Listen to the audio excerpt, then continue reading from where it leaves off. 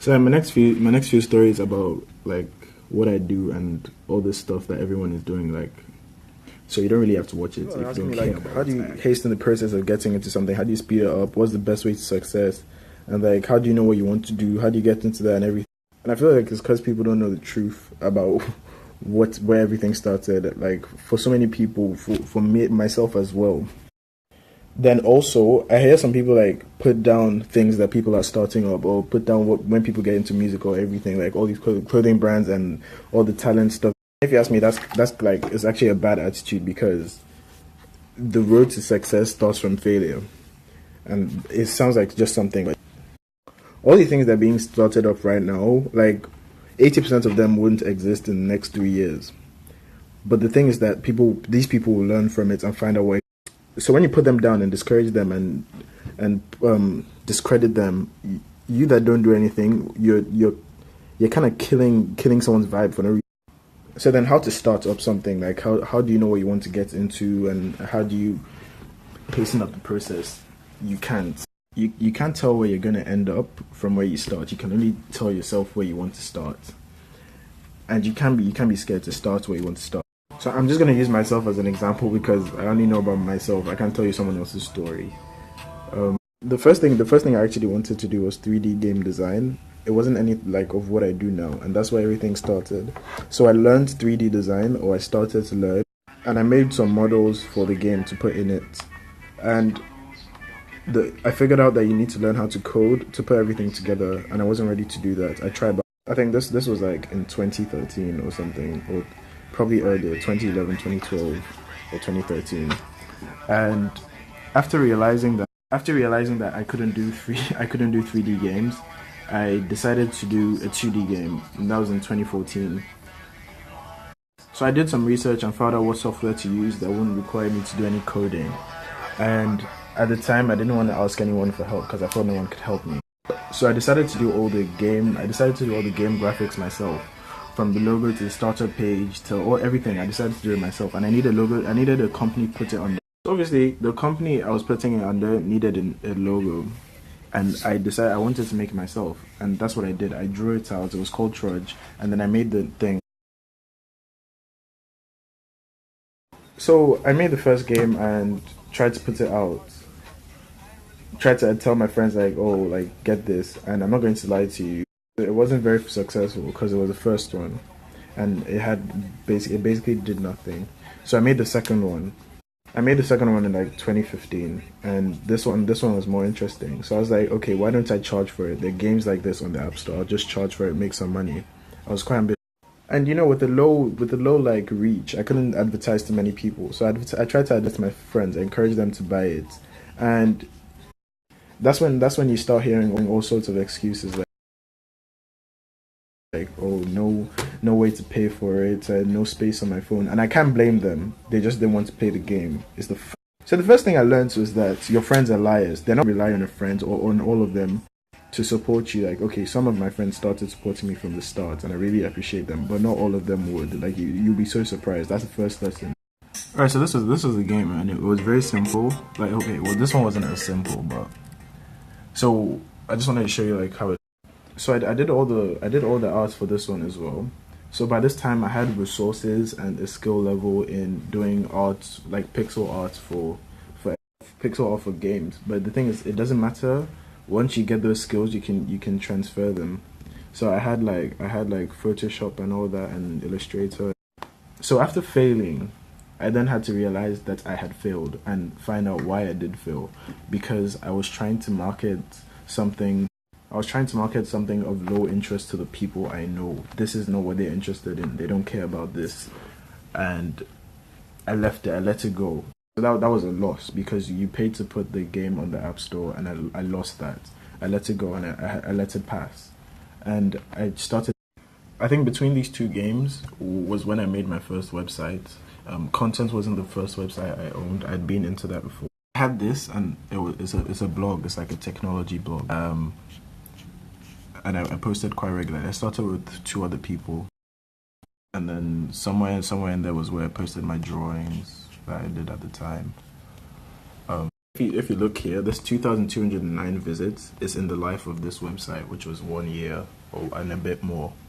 So I came to the realization that again that I was doing something, but I couldn't advertise it to the people I wanted to advertise it to because obviously my parents know about what I do and they're quite excited to share it. So most of the views I was getting and the comments and everything were from my dad's friends.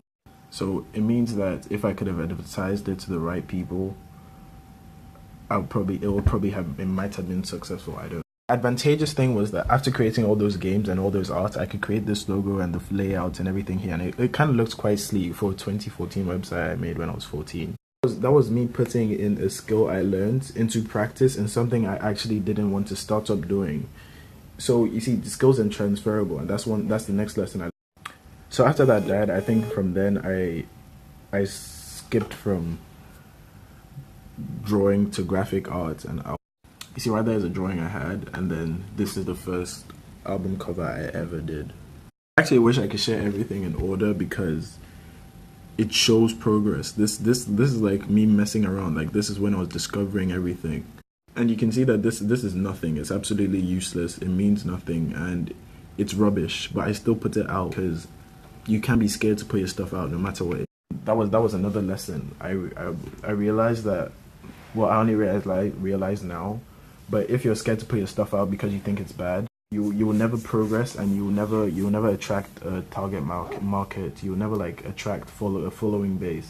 So it was just like going on with absolute rubbish. Well, what I see now is rubbish. It might have been good to me back then.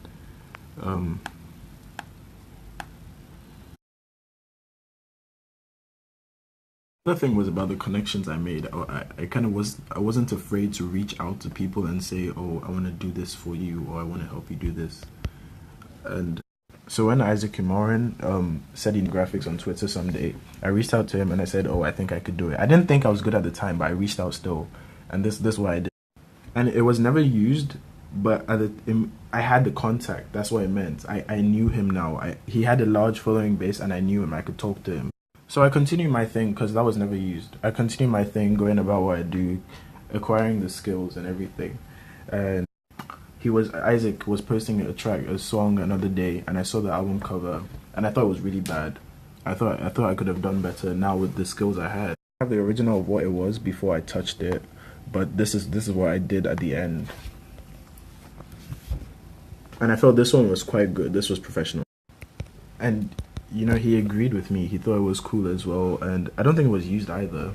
But the fact that he said that this is great, it encouraged. So if you're young, or when I was young, and you want to know when you're doing well, it's not when your friends tell you you're doing well. It's when a complete stranger says what you do is good, and because they have no reason, they could tell you it's not good, or they could not reply you or everything. But once they say it's good, that means it's actually substantial. I think the next big thing was this. This was a cover for OG Caesar, and I was approached this time, so I was quite gassed. So after I did this, Derek took it and did this, and that's when I met Derek actually.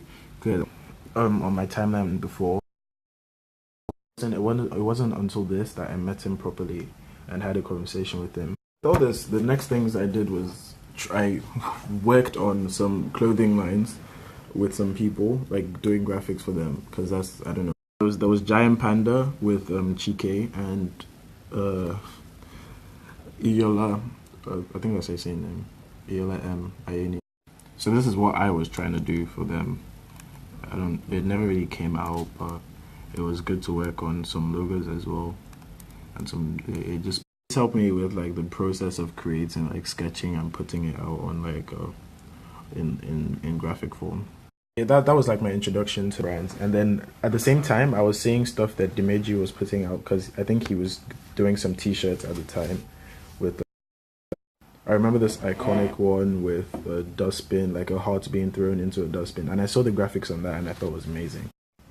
So these two things, like already being into clothing and seeing his stuff, was kind of what inspired me to like think about going into clothing myself.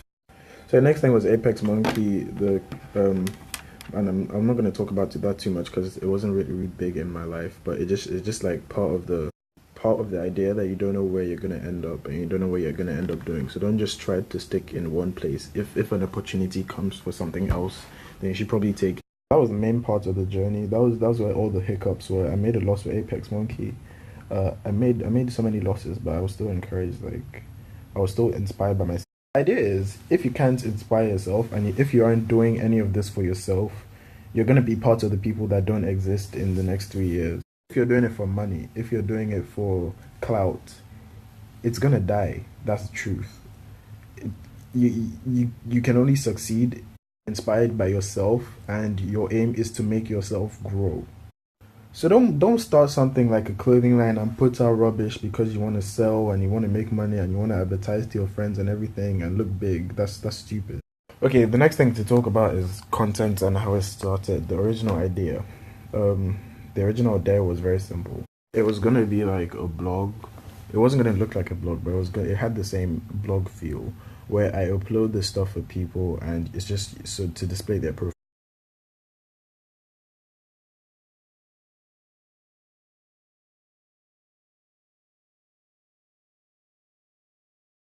On Twitter last summer, and for some reason it got a lot of attention that I didn't even expect. Like, people thought it was a good idea for some reason, and I didn't see it as that much. But if you can tell from this long story, you know that I like to do stuff by myself, and I wanted to do content all by myself. And let me show you what it looked like at first. Yeah, this was it. This was the home page, and you had all the options down here, and I started filling it up with all these artists. You can see, like very blog like. All this was uploaded by me, so like I had to upload everything. And that was it. So I was gonna have to upload this every time someone posted new music or update it rather, or every time someone had something to post. Show this to people and they were satisfied. I mean, I made it for free. I didn't spend any money. And I was going to host it easy.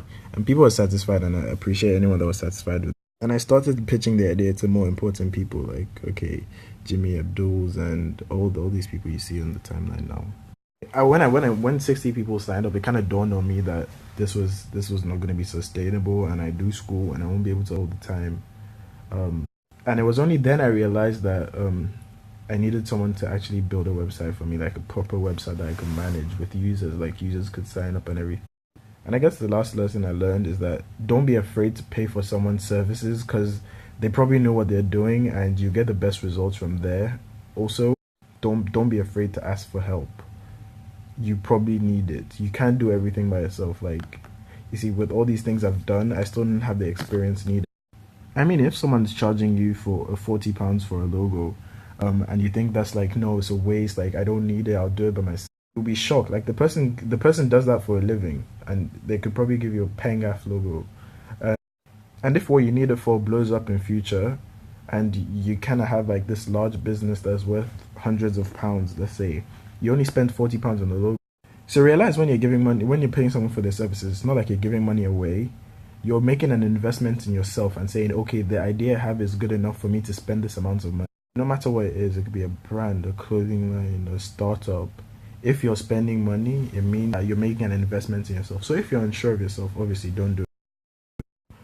But if you're sure of yourself, then a reasonable amount of money, like a good price for something, is definitely worth it because you need it down the line. That's kind of all of it. So I mean, the lessons are not really too hard. What I learned for myself, like it's a journey, and you can't jump into it. You can't expect to start at the top, because I mean, you need growth. If you start at the top, where you're gonna grow to, it's not even possible. So just get into what you're doing, no matter how small it is. Go on in that, even if it's like even if it's education. If you're down for education and that's all you want to do, then fine. You don't know where to lead you to, and from like you don't know what you will become. I didn't know what I will become. I'm not saying I'm anything now, because the fact is I haven't achieved anything I want to achieve.